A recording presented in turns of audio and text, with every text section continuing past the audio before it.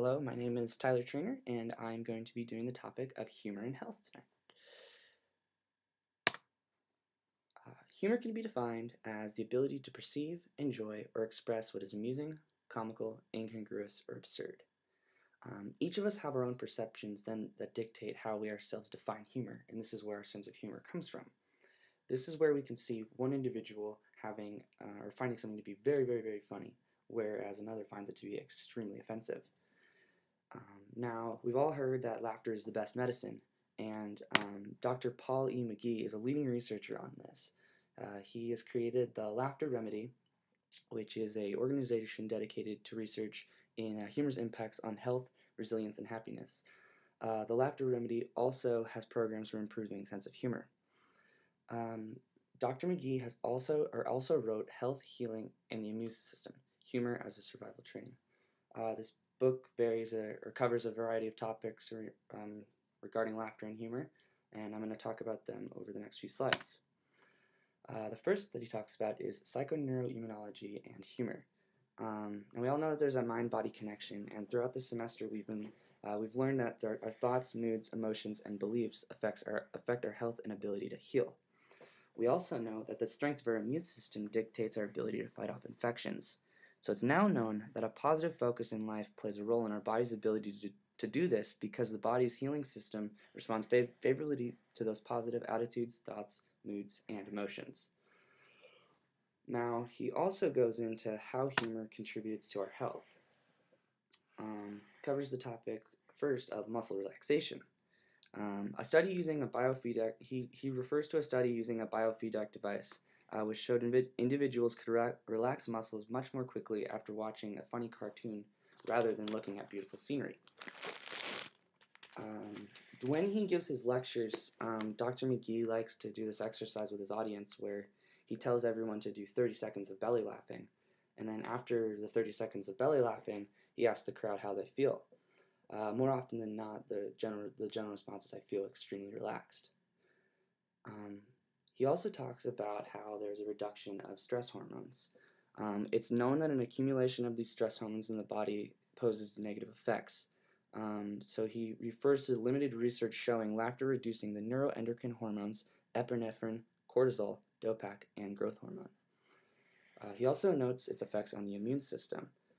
Research shows that individuals with a better sense of humor have a stronger immune system overall. Now, the strongest and most notable research comes with immunoglobulins. Immunoglobulin A, the part of the immune system that fights against upper respiratory tract infection, has been shown to increase in both adults and children after watching a comedic movie. He also goes into cellular immunity and refers to an increase in B cells, which are directly related to the creation of immunoglobulins. So you can see where the correlation goes there.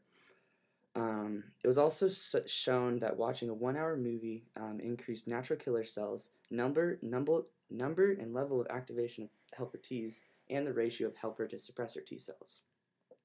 So, based off of this, it's pretty clear to see that there is a connection between laughter and the immune system. He also goes into pain reduction. There's over a dozen studies that show humor has the ability to reduce pain.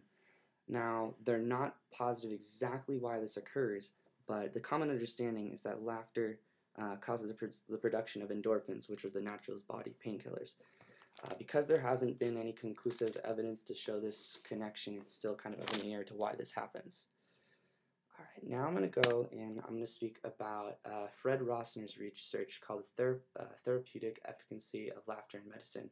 He went and he researched a bunch of different topics about laughter and consolidated it all into this.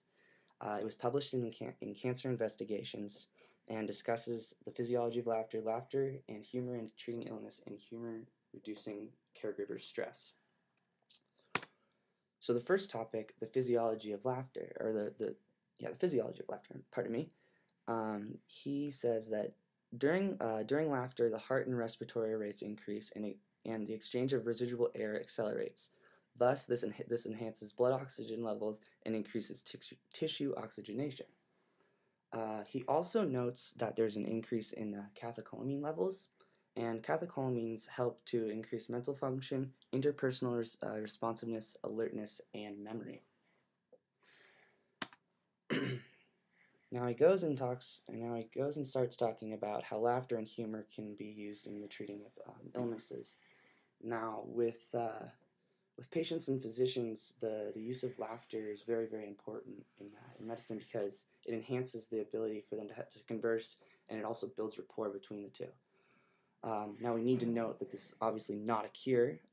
It is a coping mechanism for people that are under stress. And it has been shown that depressed and elderly benefit significantly from therapeutic humor because it revives and awakens their merry heart. Now, when it comes to humor reducing caregiver stress, we all know that doctors and nurses and people in the healthcare profession are under a great deal of stress. So it's been shown that the introduction of joy or laughter into a high-stress, high-demand work area, such as the hospital, can increase the creativity, productivity, and motivation, as well as the morale of nurses working at such locations. Now, Rossner eventually concludes with, humor and laughter can be therapeutic for both patients and caregivers. They reduce pain and stress, enhance hope, relieve tension, and stimulate the immune system. He does finish, though, with saying that, like any skill, humor must be developed by the caregiver to be used properly in their practice of medicine. Alright, so now I'm going to have you guys watch a video. If you can go onto YouTube and search for Skype Laughter Chain, it's got like 15 million views. Basically, it's just a bunch of people laughing, and what I would like you to do is really try and join in on laughter. I mean, myself, I watched it and I started cracking up the moment I saw it, so I really want you to focus in on that, and if you don't feel like laughing, I get it, but really try and join along, and then I'm going to ask you guys some questions, or a question related to the video once you're done. Oh, I will also be posting the video just in case, so you guys can, if you guys have trouble finding it on YouTube. Alright, so here are my questions. After watching the video of others laughing, did you yourself join in on the laughing? And if so, what positive physiological changes do you now feel? Now, if you didn't join in on the laughing, maybe you should respond to why that might be. My second question is, since perceptions of humor are different for everyone, what are the problems that you see arising if humor is used in the healthcare system? Now, on the opposite of that, what are the implications of the lack of healthcare, or the lack of humor in our healthcare system? I hope you guys enjoyed my presentation, and I hope you're having a beautiful week. Have a great day. Bye. And here are my references.